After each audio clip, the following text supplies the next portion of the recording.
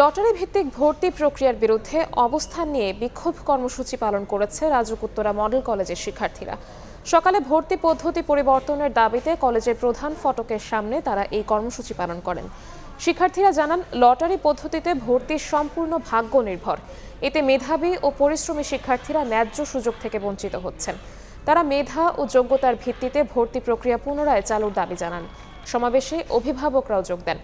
শিক্ষার্থীরা জানান, বৃহস্পতিবারের মধ্যে দাবি মানা না হলে তারা আরও বৃহত্তর কর্মসূচির ঘোষণা দেবেন।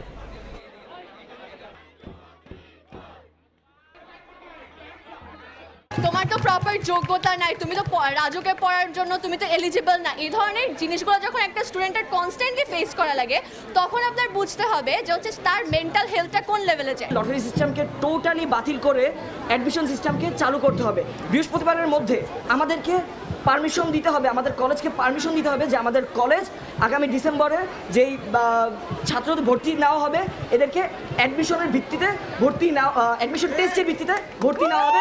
এই রাজুক কলেজ, এই কলেজে কোনো লটারি চলবে না।